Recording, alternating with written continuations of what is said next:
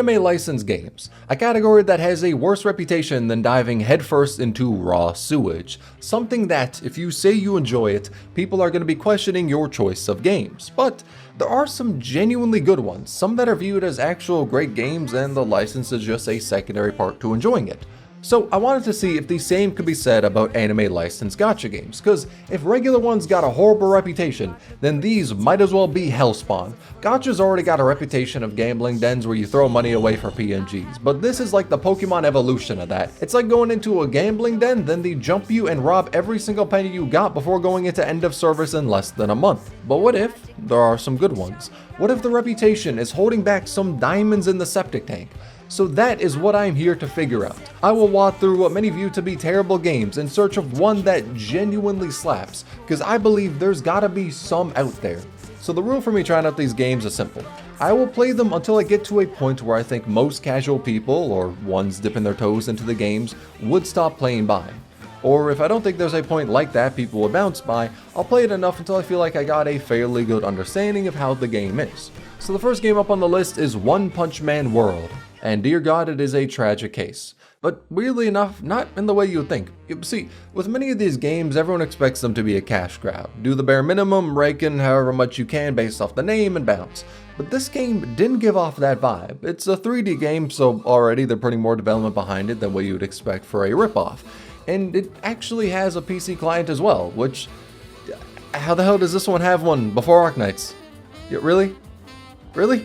But the animations and cutscenes are fairly well done, and the gameplay is actually enjoyable. It's an action game, and the characters have different abilities which change how they feel to hopefully shake combat away from just, click attack button, beat the enemy. You got a character that when you time their ability correctly, you got more damage, or one that if you time your dash ability correctly, you counter them. It even did some fairly interesting things where depending on the character, your shift is either a dodge or a block, and if you perfectly time the block, you can parry the enemy.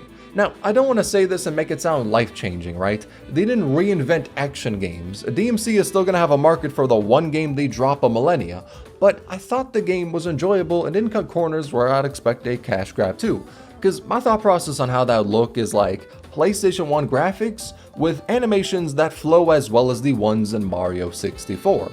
But what I can comfortably say is that this is better than that. So what's the problem with it? Well, when I went into Roll, I noticed I didn't have a limited banner available, so I decided to wait until it appeared and throw everything I got there instead of on the basic banner.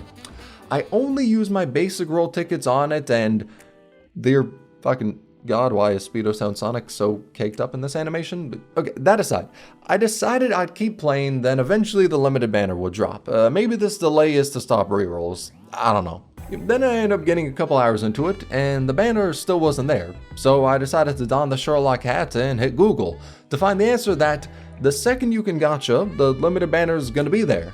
And by this point, I already had some limited banner tickets, or what I assume are limited banner tickets, so I was extra confused. Then I searched a little more, found the subreddit, and it turns out there was a post saying that the Discord staff has heard no news about the game from the developers in the past 3 months. And that post was about a month ago. Turns out the game barely gets any events, with months in between being just absolutely nothing. The reason I don't got a limited banner isn't because I need to play more to unlock it, it's that the game is in such a state of neglect they didn't bother to queue one up. Weirdly, the game still has maintenance, but maintenance for fucking what? Is a janitor coming through to sweep the dust off the area they host the servers? Because I can say with confidence a dev hasn't opened the code in a while. Which, I'm not gonna lie, I think it kinda sucks. Well, the game doesn't feel like a masterpiece, it was a little fun. But all of that means nothing when you realize the only reason it hasn't hit end of service is because it was probably forgotten about. And then you look at the fact that the publisher is Crunchyroll Games and... that makes a lot of sense. Like, I ain't gonna lie, I talk a lot of shit about publishers, but none of them hold a candle to the deep malice Crunchyroll Games has for anything they publish.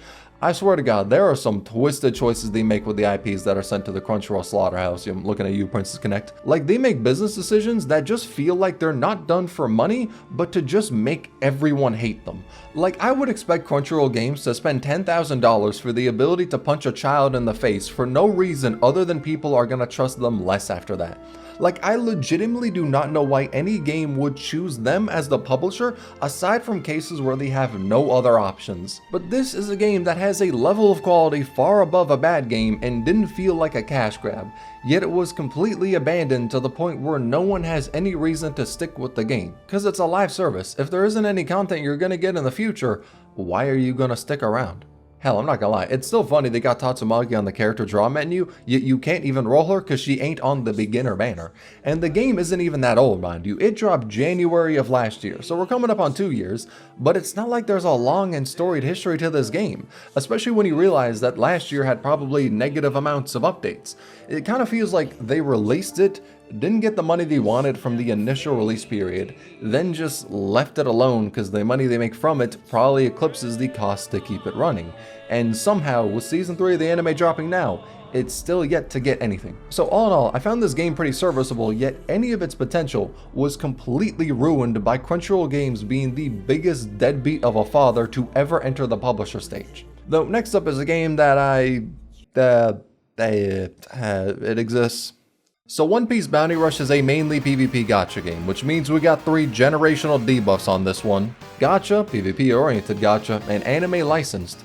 And the game itself, well, okay, I enjoyed it, but not because it was good. See, before playing it, I ripped a friend away from enjoying his life and doing fun shit to instead spend that time suffering with me on this game, which I'm sure he really appreciated me for doing that to him. And we had fun with the game just being dumb, not because it was good, because it was fun to laugh at. It's a simple capture the flag. Your character's got like 2 abilities and a basic attack. Now, one thing that caught me off guard is that this game still has a leveling system and stats and all that, while being a PvP game. Hell, they even got a pseudo relic system, and like, with it already being a gacha, there's room for whales to dominate, but with a stats system, we're just upping that by 11. And sure enough, one of our teammates proved our worries, because it took us like some abilities and a few basic attacks to kill the enemies. Then this happens. Oh my god, he just one-shot them, holy fuck! Bro, what the hell? Garp just got 3 kills. Holy shit, bro, he's just one-shotting them. I don't know if this person's hacking or if it's just Canon Garp. Bro, I think it's just, you know, Canon Garp. It's someone who's actually got like a built character. Bro, it's Garp. I don't want to get away from his... God damn, bro, what the fuck? I can't even get kills. Yeah, what the fuck? You're just waiting for them to spawn, bro. This is fucked up. This is fucking evil. Look how menacing this is. Bro has aura around them, bro. What the fuck? But you know, maybe we shouldn't have been worried because we thought that was some mega grind thing, some like mega whale hitting the servers. Though getting to the base level cap was easy enough, then we ended up one-shotting all the players we went up against. Until eventually we came to the realization that, after never once losing a match, or hell, even a flag, something had to be up. Then, after camping in the enemy spawn, we constantly watched the enemies walk past us and rarely swing against us. Like, they would walk to the flag, sometimes not even really pick it up, and just forget we were right in front of them, actively whooping their ass. So then we found out that the reason for that is because we were playing against AI. And this is the ranked mode, mind you. And throughout all of it, we never once fought against a human being in all the matches. We matched with human beings, but it never made it so the enemy would be a mix of players and AI. It was just players versus AI. And in the game's information menu for ranked, it talks about how if there aren't enough players, they'll fill some in as AI, which means that nobody fucking plays this game anymore. So all of our games were just us capturing flags and then spawn trapping and one-shotting the enemies till we won. Hey Luffy, we're not gonna jump you. We're not gonna jump you. We're not gonna jump you. Which, I mean, to be fair, I found it funny, but if I wasn't playing this with a friend, I don't think I would have continued playing it after my 5th match in a row, where I did the same exact shit and won while paying half attention. And there are different maps, but again, because I went up against AI, they didn't really change much. The only change I noticed was that the rain in Logtown was like hearing a cheese grater grind against sheet metal. Is that meant to be the rain? I think. Like that constant hum, right? It's static, or it sounds more like static for me. Yeah. What the fuck is this? What the fuck? Bro, this is PlayStation 2 levels of fucking sound effects, bro. What the fuck? Aside from that, nothing really different about the maps. To be honest, in a sense, it kind of feels like Final Fantasy XIV PvP, which I already don't care much for, yet this is considerably less fun and in-depth than that. And yes, I specifically mention that because while it is true, I find it just more funny that whenever I mention I play Final Fantasy XIV, so many people leave comments being shocked like I just announced I'm pregnant or something. Which, I mean, more people would probably be surprised if I mentioned that, considering, I mean, honestly, I don't know why that's the first point of comparison that came to. Let's just talk about the next game. Dragon Ball Z Dokkan Battle. I had high hopes for this one, because while it's the only anime game on this list I have not watched the actual anime of, yes, sue me, I've never watched Dragon Ball, it is what it is, but what I have done is played a Dragon Ball anime game back on the PlayStation 2 when I was but a wee lad. I don't remember the name of it, pretty sure the case itself was lost to time because Lord knows I did not treat my PlayStation 2 disc kindly, but I remember fighting Majin Buu in it, and I remember I found the game kinda fire. But I was also like 7 when I played it, so that rating is subject to a fair bit of dementia. But I wanted to get that childhood nostalgia from playing this game, and I did not get that. In fact, I didn't get anything except for increased blood pressure because the game didn't fucking work. It has a verification system where you need to put puzzles in pieces where they belong. I know how to puzzle, mind you, yet I did it correctly, and the game said verification failed. Bro, I've never failed a captcha test before. How the fuck did this happen? But then I tried it again, and again, and again, and it just never worked. I couldn't enter the game. The game itself may be a modern masterpiece. Maybe it's a technical achievement that will push the bounds of mobile gaming. I don't know, because I just couldn't play it. And that seems like a very reasonable point where players will just drop the game. On to the next one. Okay, so Slime Isekai Memories. Out the gate, the story of it is something a lot of these licensed games struggle with. It's just a retelling of the story from the anime, and in this case, they mainly just use still shots from the anime as the background for the story in this. So I skipped all the cutscenes, because I already watched I believe it was the first 2 seasons of the anime? It's been so long I find it hard to remember. But I knew the story I was seeing was just the same stuff I already saw however many years ago. But one thing I'm glad to say, well, actually 2 things. One is that the game fucking opened, and the other is that the game had actual fucking content. It was still getting updates. And keep in mind, this game released on October 28th, 2021. It's been out for 5 years. That's not how math works. 4 years. And it's still getting updates. Which you may say, with those 2 things being a point for praise, the bar is in the fucking floor. And I gotta say, you're wrong. It's below the floor. I've come to expect nothing and I was given something, so I can be content on that. But the gameplay itself is nothing too insane. It's a turn-based system that kind of vaguely reminds me of FGL. You got these 3 colors that give you different resources if you use them. Either get energy for your character ultimates, get energy for your skills, or give energy to your protector for them to use their skills. When you select a color, you can only chain in that same color for multiple attacks, or you can chain different colors as long as it's the same character using them. That's the basic framework of it, which is honestly pretty decent. In terms of turn-based games, I've seen ones that have been far worse, but it's also not enough to keep me really interested in the game. Now, this is a me thing, but when it comes to a list of games I play for just the gameplay and not the story, when I remove the friend slop games on that list, there's really only a handful I would play for just the gameplay. And that handful is basically Soulsborne games and Minecraft.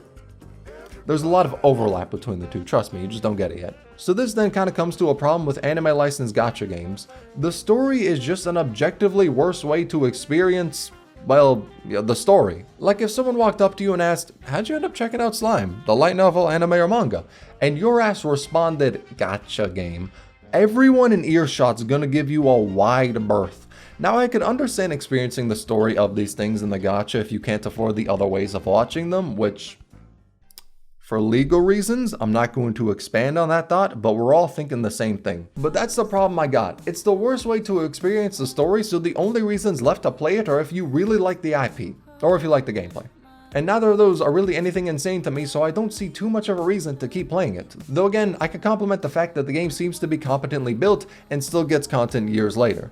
They didn't do the game equivalent of a pump and dump, which you see really often in these situations, so that's good. Overall, not a terrible game. Like, I can see people playing this one if they really like the source material. But what about an IP that everyone knows and loves? Yep, that's right, Pokemon, or in particular, the Pokemon trading card game for mobile phones. A beloved IP, and also one that you probably won't really get spoiled by playing the gacha of it, because the gacha is just about a trading card game. All the problems that I listed up prior don't really apply to this game because it's one of the strongest IPs out there and no background knowledge is needed for it. Now the game itself is basically the Pokemon card game but simplified from how it is for the physical cards. And it's what you would expect from a card game. There's PvP and also NPC battles you can do. There's not much else that's really beyond that. And that's sort of the biggest problem of it. Like, when I was playing it, I found the game fairly enjoyable. Card games aren't exactly something I really care about, but it was a nice collector game. Then I was talking to a friend about it, and they mentioned how people were celebrating the game's downfall on the monthly revenue report. If you could call 23 million a downfall.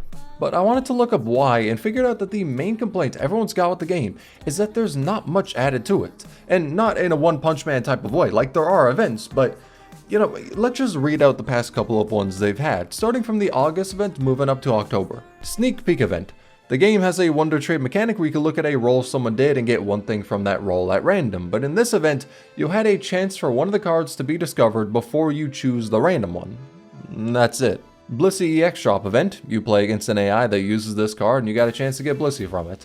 Marl and Weevil Wonder Pick event, they'd appear in Wonder Picks. There were some new accessories added to the shop and missions to get those. Lightning Pokemon Mass Outbreak, imagine the prior one but with lightning Pokemon. Zoroark Drop event, like the Blissey one but it came with a login event and sneak peek event from earlier too. Miltank and Phanpy Wonder Pick, take a guess for what that is. And Water Pokemon Mouse Outbreak event, take another guess for what that is. That's sort of the problem. The events in the game are weak. Like, the new Pokemon game just dropped. Just what event is going on right now for that? Raichu EX Drop event. I mean, in a bit there's going to be the first anniversary countdown events, but that's just a login event from what I can see. Nothing big for the new game. Why? Like, the game is pretty successful in the overall bones of it. I don't think has anything really wrong. Now, I wouldn't be surprised if that comes from me not being big on card games, so the gameplay being really simple doesn't bother me as it would someone who plays Yu-Gi-Oh! Master Duel or something like that. But dear God, it feels like the potential the game's got is being thrown away by the game never having events that really shake up the day-to-day of playing. Like, bro, it's Pokemon. Fucking, I don't know, introduce a new game mode where you got ways to increase your friendship by hanging out with your Pokemon card and just doing dumb shit with it. I would have suggested a way for the Pokemon to have a sprite in the game, but that takes some actual effort, so if we're just looking at the bare minimum, we could ignore that. Though I will say if they did some friendship bonding event, and for that the Pokemon used the sprite from each gen, so still one from Gen 1, slightly animated from Gen 5, 3D ones for later gens, that'd be pretty chill. But like the bare minimum shit of, it's a Pokemon game, you could hang out with them, why are there not events like that? Because even though it's not inherently card-oriented stuff, it's just something to shake up the gameplay if we're gonna have the card stuff be very simple. Because that's the problem, all events I covered were just basic stuff, and if there was combat stages in those events, it seems like nothing too big was changed in them if the Raichu one is anything to go off of. It just felt like the basic AI battles, which is not helped at all by the simple nature of the game. Like, the game isn't going hyper into card battle or stuff like Hearthstone, Yu-Gi-Oh! Or whichever ones exist, I don't know. So what they could do is go into other stuff Pokemon fans would fuck with. Hell, maybe even port over some of the minigames from the games or something. So all that really leaves it for is collectors, people who just want to get the cards. But then the next problem is, you can do that shit in real life, and at least actually have a card. Now, will you be able to get the same cards in this in real life without spending a fortune? God no. But if this game is just for collectors, I mean, I can't think of many other things out there that have such a dedicated collector base as Pokemon cards. So then your digital collector game is competing with your physical cards that are constantly sold out because everyone wants to throw their money there and collect those. So you gotta deliver on the game aspect of your digital card game, but you are giving it much new content to vitalize it, and the actual main mechanic, the main combat of it, is very simple. Like, it just seems off to me. The game isn't bad, I would say it's the best one I've played on this list, it just needs to figure out what it wants to be and for more effort to be put into it. And little update, Tsunul from the future here, while I was editing they dropped a trailer for an update where they're adding some mega evolutions, and that's nice, but it's not really big content. Like, what about updates where we can interact with beloved trainers from the games? I mean, dear God, Pokemon is the biggest IP in the world, that shit eclipses Mickey Mouse and Friends. And this game is raking in millions. Y'all got the means. Why aren't we using them? Though, this starts making more sense when you look at the Pokemon budget leaks, because the past couple of games have had abysmally low budgets, like the highest is 22 million USD. To put that into perspective, Expedition 33, a game made by around 50 people for the core team, had a budget estimated to be 30 million.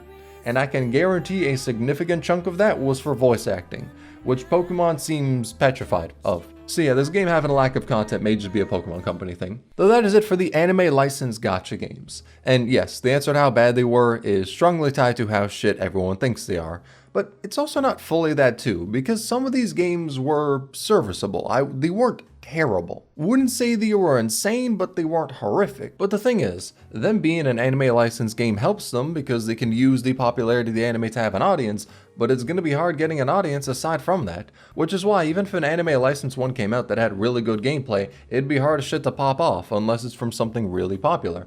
Not even to mention making a great story or characters is non-existent as it needs to be based off of the original story and their characters, which like, okay, I know that sounds like a no shit Sherlock moment, right? But hear me out. What is the most successful anime licensed gacha game out there? Pokemon TCG, the solo leveling one that I completely forgot existed until this moment right now of making the script? No, it's FGO. Technically, yeah, it fits under that category.